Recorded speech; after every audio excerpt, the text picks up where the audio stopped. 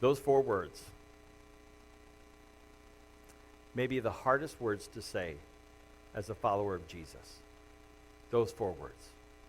Thy will be done. That's tough. To say, God, you're in control, and I'm not. To say, Lord, whatever it is that you want, whatever your will is, thy will be done. And the reason those words are so hard for us is because we like to be in control. We like to be in charge. We don't want to say, Jesus, take the wheel. We don't even want him sitting in the passenger seat, let alone letting him take control. Thy will be done. I think those are very difficult words to say. And not just for us. Not just for us. And we'll talk about that in a little while. We're in the book of Mark. And we've been studying the book of Mark since the beginning of the year. And we've been going through a chapter a week since January. And we're almost to the end. We've got 2 weeks left after today. Next week, we're going to talk about Mark 15. And then the following week, Easter weekend, we'll talk about Mark 16. And just a reminder, we do have 5 Easter services this year. Saturday night at 4 o'clock and 5:30. Sunday morning at 8 o'clock, 9:30, and 11. And for those who come to the 8 o'clock service, we are serving breakfast from 7:15 to 7:45. And if you come to breakfast and you don't stay for the 8 o'clock service, you are in big trouble with Pastor Shawn. In fact, we're going to lock the doors. You come to breakfast at 7:15, we're going to lock the doors, we're going to lock you in, we're going to make you sit through the 8 o'clock service. So no, please do come to the 8 o'clock service because it frees up more space at 9:30 and 11 for all of our guests we're going to have that weekend. So join us for one of our 5 Easter weekend services this year. So like I said, we're in Mark chapter 14. If you brought a Bible, great, turn to Mark 14. If you didn't bring one, you can grab one out of the chair in front of you. It's on page 826 of that Bible, or you can follow along on our GFCC app. If you haven't downloaded the app yet, it's available in your app store by searching GFCC. Whether it's iTunes or the Google Play Store, you can find the GFCC app by searching GFCC. And when you open up the app, click on Sermon Notes. If your app hasn't updated, just swipe down on it, and it'll update the app, and you'll find today's sermon notes. So that's a great way to follow along and do all kinds of other stuff and interact with GFCC that way. So we're in Mark chapter 14 today. At the beginning of Mark 14, Jesus and his disciples have gone to the home of a man named Simon the leper. And it's thought that he at one point had leprosy, but had been healed of it. And he may have even been healed by Jesus. And that's why he's hosting Jesus and his disciples. So they're at this home, and a woman comes in, and she's carrying an expensive jar of perfume. It was a perfume called nard. Now, I know that doesn't sound like, some kind of fancy perfume like, Nard by Calvin Klein or anything like that. It doesn't have the same ring as Obsession or Eternity. Anyway, nard was a very expensive perfume. It was from India. And this perfume was worth 300 denarii. And you're like, wow, 300, what? No, 300 denarii, which is about a year's wages. So in modern terms, you're talking about like $50,000 worth of perfume. And that's really expensive. Who would spend thousands of dollars on smelling? If you were to look in the bottom of my medicine cabinet, you would find about 9 bottles of cologne. I like to smell good, right? And not just for me, but for everyone around me, because I know you're all sniffing me when I hug you. But if not, you should. I spent a lot of money to smell that good. And it's not just for you, it's for me too. I like to smell good. But I come by it naturally. If you only knew. So this perfume was worth, like I said, a 300 days' wages. A denarius was worth a day's wage, and this was worth over 300 days' wages. So about, like I said, 50 grand in today's terms. It's incredible.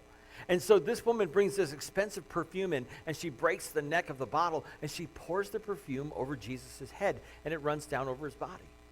And it may sound strange, but this was a beautiful act of admiration and adoration of who Jesus is. And Jesus sees the beauty in it, and we'll talk about that in just a second. But the disciples and those who are with Jesus become indignant. And they want to know why she did this. And they believe that it's a waste. Look at verses 4 and 5. Some of those present were saying indignantly to one another, "Why this waste of perfume? It could have been sold for more than a year's wages and the money given to the poor." And they rebuked her harshly. Well, Jesus doesn't see it that way. In fact, this is what he says in verses 6 through 9. "Leave her alone," said Jesus. "Why are you bothering her? She has done a beautiful thing to me. The poor you will always have with you, and you can help them anytime you want. But you will not always have me. She did what she could. She poured perfume on my body beforehand to prepare for my burial. Truly I tell you, wherever the gospel is preached throughout the whole world, what she has done will also be told in memory of her." And sure enough, here we are, almost 2,000 years later, talking about what this woman did for Jesus. Now, when you hear Jesus' words that he says, "The poor you will always have with you," it doesn't sound very nice. It doesn't sound very Jesus-y at all. You know, it sounds like he's just kind of, saying, don't worry about the poor, forget about the poor. This is more important. I'm more important than the poor. And that's not what he's saying at all. He's actually quoting from the book of Deuteronomy in chapter 15, verse 11. And this is what it says. "There will always be poor people in the land. Therefore, I command you to be open-handed toward your fellow Israelites who are poor and needy in your land." And so what Jesus is saying is, look, you're always going to have the poor with you, and you should take care of them. But right now, this is more important. Because what I'm about to do for you, what I'm about to do for the whole world, is much more important. Not that the poor aren't important, but this is more important. And what she has done is a beautiful act of admiration and adoration to prepare me for what's coming. And Jesus knew what was coming, and it was coming soon. We'll talk about that in just a second.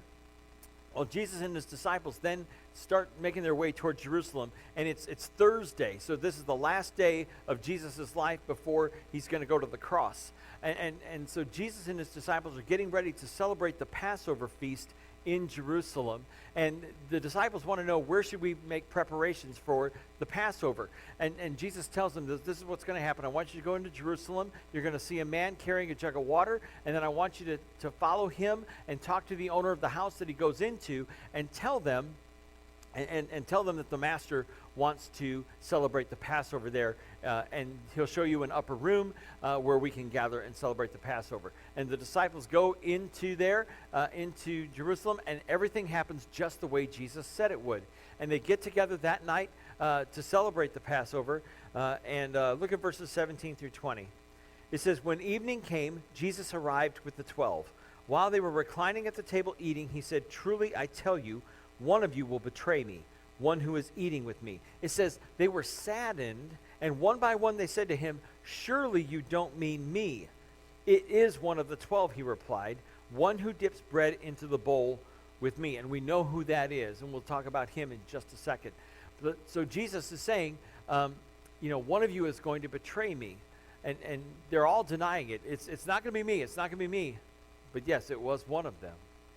And then Jesus institutes what we know as communion, or what we celebrate as the Lord's Supper. We celebrate it here every weekend at GFCC because that's how often the early church celebrated communion. They did it every Sunday.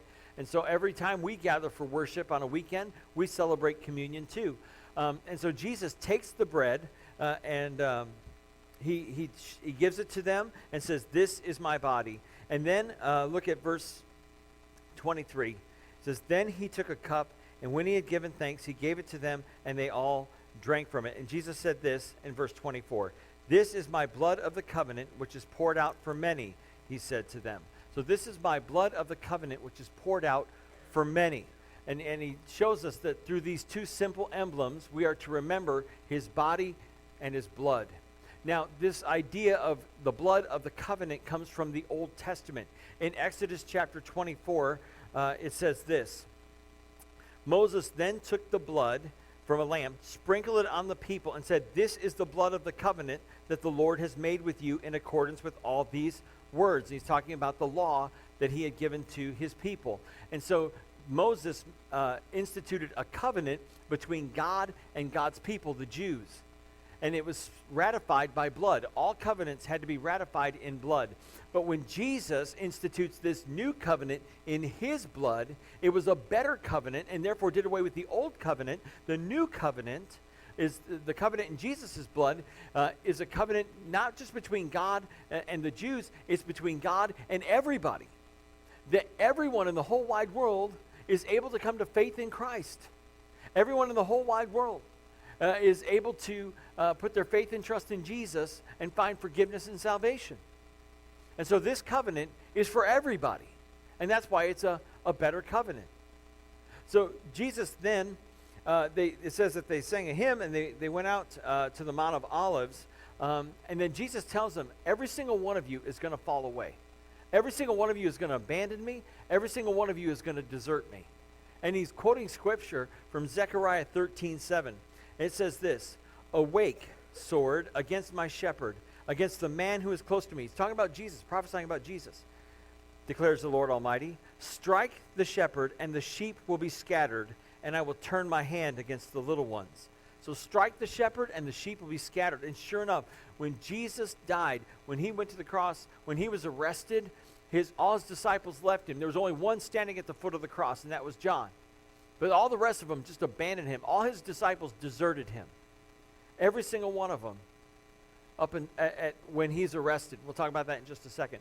So Jesus and his disciples, he takes 3 of his disciples. They go to a place called Gethsemane on the Mount of Olives. And Gethsemane literally means olive press. Look at verse 30, when Jesus predicts Peter's denial. This is before they go to Gethsemane. He says, truly I tell you, Jesus answered, today, yes, tonight, before the rooster crows twice, you yourself will disown me 3 times. And Peter said no, insisted emphatically, the word says. He insisted emphatically that even if I have to go and die with you, I will never disown you.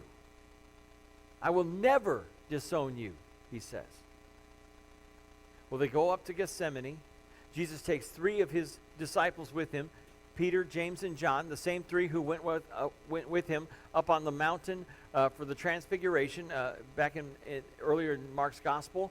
And here these 3 disciples go up with him, and Jesus begins to pray. He says, stay here and watch while I go and pray. Look at verse 34. My soul, he tells his disciples, my soul is overwhelmed with sorrow to the point of death. He said to them, stay here and keep watch. He says, my soul is overwhelmed with sorrow to the point of death. In other words, Jesus is saying, I feel like I'm going to die. I might not even make it to the cross. I'm so overcome and so overwhelmed with sorrow and grief, I feel like I could die. So stay here and keep watch. And then he goes away from them and he begins to pray. Look at verse 34. Verse 36. He says, Abba, Father. He's praying, Abba, Father, everything is possible for you. Take this cup from me, yet not what I will, but what you will. And he says those words, the words that we know, thy will be done. He says, Abba, Father. And when you think about the Aramaic word there, it's an Aramaic word, Abba. And it literally means it's an affectionate term for a father. It could mean dad or daddy. And Jesus is just crying out. We think of Jesus in the garden praying, with his hands, pointed up to heaven, and he's leaning on a rock saying, oh, Father, please let this. No, I don't think that's how Jesus was praying. I think he was crying out to God in just sobbing and weeping.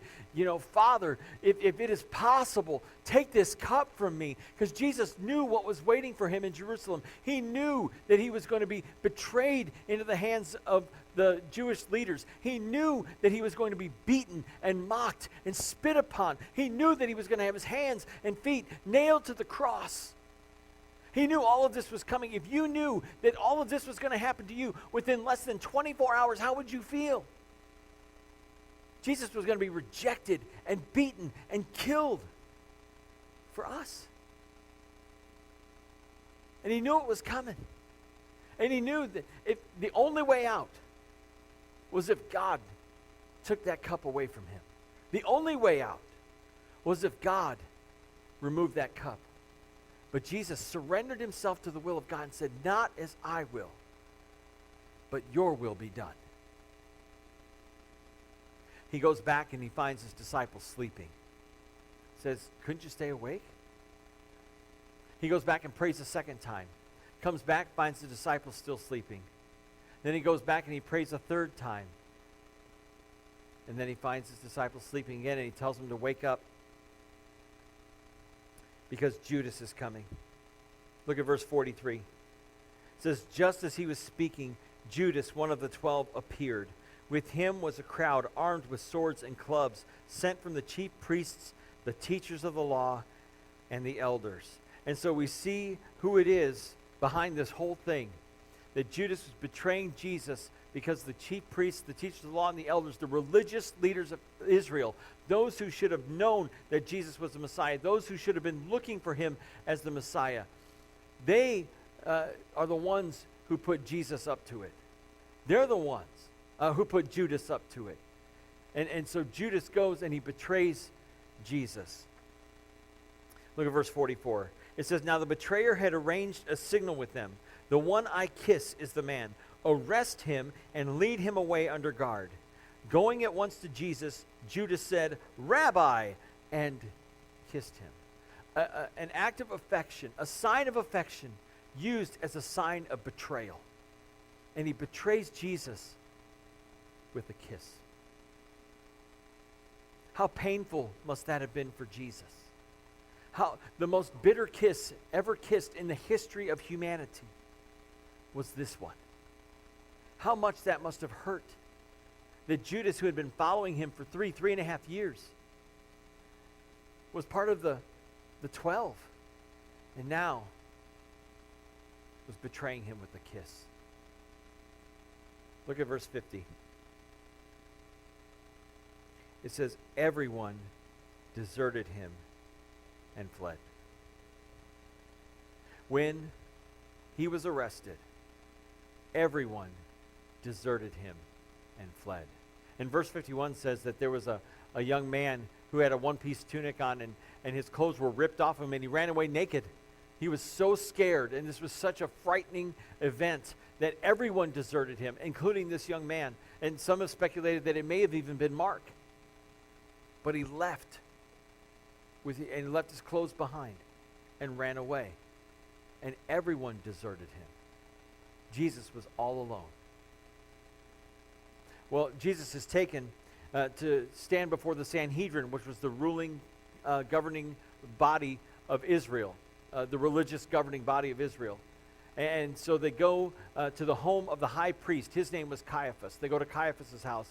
And while they're at Caiaphas' house, they begin to question Jesus. And they're trying to find some reason to pin something on him. Look at verse 55. It says, the chief priests and the whole Sanhedrin were looking for evidence against Jesus so that they could put him to death. But they did not find any. Many testified falsely against him, but their statements did not agree. And others got up and testified against Jesus. And they're trying to pin something on him. They're trying to trap him. They're trying to find a reason to crucify him. They're trying to find a reason to kill him. And they can't find any. Nobody's stories are lining up. It's a sham of a trial. And Jesus the whole time just stands there silently. He just stands there while they're lying about him and testifying against him falsely. And it wasn't because Jesus wasn't going to say anything. It was a fulfillment of prophecy. In Isaiah 53, verse 7, it says this, he was oppressed and afflicted, yet he did not open his mouth. He was led like a lamb to the slaughter, and as a sheep before its shearers is silent, so he did not open his mouth. That Jesus didn't say a word as a fulfillment of the prophecy of Isaiah in chapter 53. So he doesn't say anything. And the high priest is so frustrated and getting so angry with Jesus. And look at verse 61. Again, the high priest asked him, are you the Messiah, the Son of the Blessed One? I am, said Jesus. And you will see the Son of Man sitting at the right hand of the Mighty One and coming on the clouds of heaven. And at that it says that the high priest tore his clothing out of great grief and out of great exasperation, that he tore his clothing. And he said, there's no other reason to accuse him. He has committed blasphemy because Jesus was calling himself God when he said, I am. It's that personal name of God from the Old Testament, that I am. And it infuriated the high priest, and it infuriated the Sanhedrin. And they all agreed that there were no other accusation needed to be made, and they all agreed to put him to death. Look at verse 65. Then some began to spit at him. They blindfolded him, struck him with their fists, and said, prophesy. And the guards took him and beat him. This is Jesus, who lived the perfect life of love, never did anything wrong, never sinned in any way. All he did was heal people and feed people and give hope to people. And yet here they are, beating him and spitting on him and mocking him. And they haul him away. Well, outside in the courtyards of the high priest is a man named Peter. You know Peter, one of Jesus' disciples, one of Jesus' very best friends. And Peter's out in the courtyards, and a servant girl comes up to him. And she says, I know that you were also with that Nazarene. And this is what verse 68 says. But he denied it. I don't know or understand what you're talking about, he said, and he went out into the entryway. And the servant girl follows him. And she again accuses him of being with Jesus, and he denies it a second time. And then some others standing by a fire say, surely you were with him because you are a Galilean. And this is what Peter says in verse 71. He began to call down curses, and he swore to them, I don't know this man you're talking about. And immediately, it says, the rooster crowed a second time. And Peter remembered Jesus' words that you would deny me 3 times before the rooster crowed twice. And it happened just as Jesus said it would. And it says that Peter went outside and he wept bitterly. Because he was the one who stood up and said, even if I have to die with you, I will never disown you. Even if I have to go and die with you, I will never deny you. And sure enough, he did it. There's a couple questions I want to ask you based on Mark chapter 14. 2 questions. The first is this. Could you do what Jesus did? Could you do what Jesus did? Jesus prayed, thy will be done. Could you? And I'm not talking in the face of crucifixion. I'm just talking in your everyday life. Simpler stuff. Could you say, thy will be done? God, if your will is for me to undergo persecution for my faith, could you say, thy will be done? If God were asking you to make a sacrifice of some kind, let's say a sacrifice of time. If God were asking you to say, you know what, I'm not going to work as much overtime, or I'm not going to work as many hours at the office. I'm going to spend more time with my family. I'm going to spend more time with my spouse. I'm going to spend more time with my kids because I gotta lead my family well to bring them to Jesus. And if God were asking you to cut back a little bit in your hours of overtime or things like that, if God were asking you to do that, could you say, thy will be done? We'll cinch up our belts and we'll make ends. I know that you will make ends meet, God. And I'm going to say, thy will be done. If God were asking you to downsize and maybe move out of your big house and move into a smaller house, maybe sell a few things so that you could adopt a child, sponsor a child in a foreign country. Or if God were asking you to downsize and take that extra money and put it toward kingdom work, support a missionary. If God were asking you to downsize and support the work of his kingdom here at GFCC with that extra money, could you say, thy will be done? No, I like my big house. Or I like my new car every 5 years. Or I like my fancy Calvin Klein jeans. Thy will be done. Could you say it? Thy will be done? If God were calling you to quit your job and become a minister or become a missionary, Teenagers, if God was calling you to go into the ministry, if God was calling you to go to Bible college and become a minister, could you say, thy will be done? If that's what God is calling you to do, can you say, thy will be done? If God were calling you to get more involved in the church, to get more involved in a children's ministry or student ministry, if God were calling you to get involved in a ministry here at GFCC, women's ministry, men's ministry, could you say, thy will be done?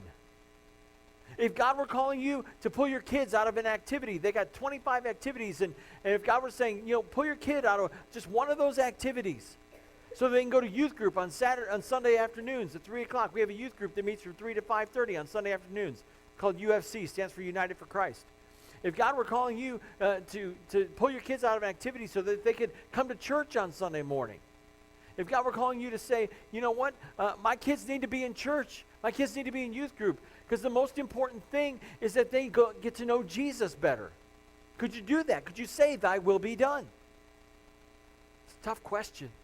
Be careful how you answer it. Could you say, thy will be done? Well, that's just the first question. The second one is not any easier. Have you done what Peter did? Have you done what Peter did? That's deny Jesus. And I'm not talking about denying him, no, I don't, I'm not a Christian and I don't go to church, because if chances are if somebody asked you, do you go to church or are you a Christian, you'd probably say yes. But we deny him in other ways, don't we? Maybe you deny him in the way that you talk to your spouse or the way that you talk to your kids. Do you deny Jesus in the way that you talk to your spouse and kids? Do you deny Jesus in the way that you act at work or in the way that you act at school? Do you deny Jesus that way? Maybe you deny Jesus in hypocrisy.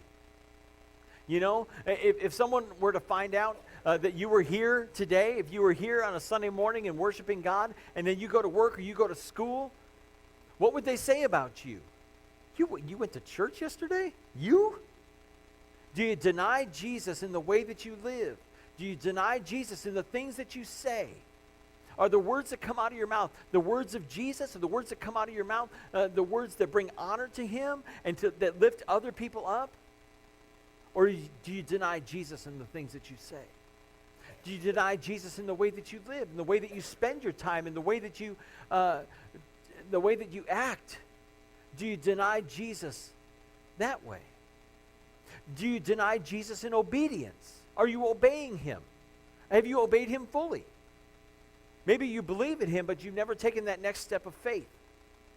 Have you repented of sin? Have you repented from your sins and said, I don't want to live that way anymore. I want to live this way. Have you confessed and acknowledged him as Savior and Lord? Have you been baptized? Have you obeyed him by being baptized? And if not, what are you waiting for?